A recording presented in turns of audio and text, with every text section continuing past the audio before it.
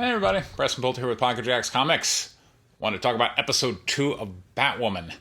So, I saw it, and, I'm going to put a link to Eric July's review of the video, there in the info card. It's weird, as Eric noted, it's not the hyper-feminist show that it was touted to be. I came just expecting just like an ocean of cringe, and instead I'm left with, it's not good. It's not horrible. It's, it's teenage to 20s woman oriented nonsense. Kind of soap opera-y stuff with superheroes. And okay, certainly not my cup of tea. In terms of the marketing, now, the ratings, this show is getting hammered. And that's one where they could have seen that the show is getting hammered from, going back to the promos that they were dropping on Twitter that were getting just ratioed to death. So the marketing of the show, which has been very woke, has not succeeded in connecting with the audience. We can see that from the lack of ratings.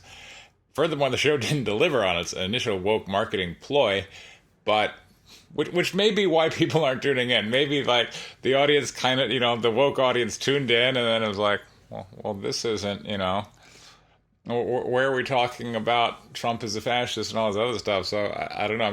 They did throw him a bone with Rachel Maddow, but the problem is, who is the show appealing to? I guess they were expecting the woke crowd to come out in droves.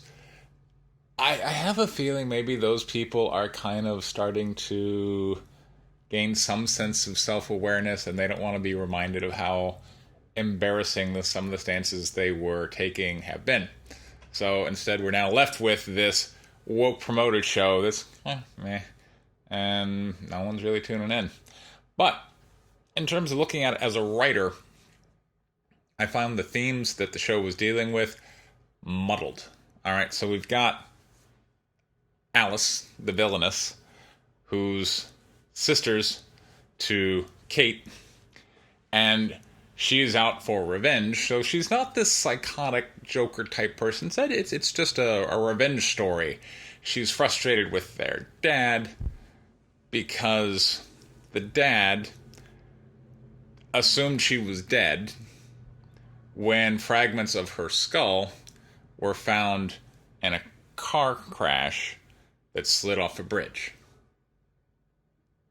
That seems a very just strange thing to hold someone responsible for, particularly someone you probably should love because he's your dad, right? And we don't really see any other elements of dysfunction between the Alice character and the dad character. He seems like an okay guy. Now, in some nod to woke writing, dumb white men just don't get what the women are talking about and stuff, and he's always kind of oblivious. But, unless we're just attacking him just because of his white obliviousness, white male obliviousness, of course, heaven forbid I leave out one of the key factors in his identity. So what, right? So he was presented with evidence, pretty conclusive evidence, that his daughter was dead. And so he said, oh, my daughter is dead. But no, instead Alice is like, and because he gave up on me, I'm out for revenge. I'm going to blow up Gotham. I'm like, that has to be the dumbest villain motivation I have ever heard. If we really take a step back, I'm like, what does this say about women?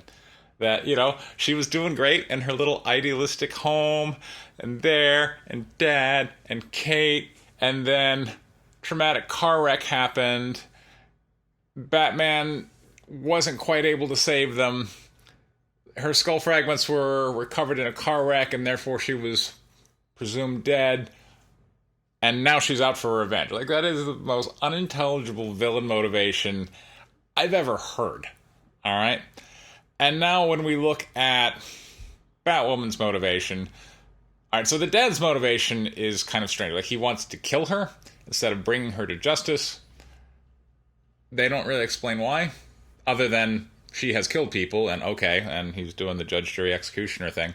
But Batwoman Kate Kane is like, no, this is my sister. Like, why does that matter? Why does it matter that this is your sister who's out for revenge, right? If she's killing people, and she's probably going to kill more people, then she's a bad person, right? I mean, that's the way Batman would look at it.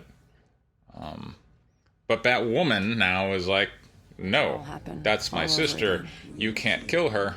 After all, and my dad was right. In a moment that I just found bizarre, right? She was a liar, a manipulator. Alice is being taken to Arkham Asylum, all that, and then she was still my sister. For whatever reason, the transport truck blows up. And the show kind of left me scratching my head, like, why did that happen? All right, so truck falls into river, and now Batwoman jumps into river to pull Alice out, and Alice is right there on the edge of death. She's doing the thing, floating in water. Boom, here's rebreather, so gives her some air, and then the cops from up on the bridge are shooting, trying to kill everybody. Why are they doing that? Why are cops doing that? Why are cops like, oh, the prisoner transport truck exploded and fell into the river. We have to kill whoever we were transporting. Right, that seems dumb. But then they succeed in detonating, I guess, the gas tank in the truck, which causes an underwater explosion, which renders everyone unconscious. And when you're unconscious, submerged underwater, you should probably be dead. Strangely, Batwoman ends up on shore. I don't know how she ends up, but maybe this is some bat robot part of the suit that, I don't know. Somehow she ends up on shore, unconscious, and then, whatever, and gets away. Okay, fine. But she's really going out of her way to save Alice because Alice is her sister. And what? I guess she feels like she can reconnect somehow, go out for coffee or something, and go, oh, Dad was just silly because of the whole presumed dead thing. I mean, the show is just failing in terms of connecting to some type of theme that's going to get me to identify with the villain and with the hero. Like, I don't understand why either of these two are really doing what they're supposed to be doing. Why is Batwoman saving Alice? Why? Because of the bonds of sisterhood. Like, it's. I don't know if this show is going to last the season. It's not good. It had potential, but not good. But if you would like to hear a good story, White Lily issue 4 is doing well on Kickstarter. So we've made over like 85% of our goal, and it's just been 10 days or so. So there's a link for that down in the description. I encourage you to jump on that because I've been getting a lot of good reviews, and I'm always very touched by the things my customers say. So thank you all very much.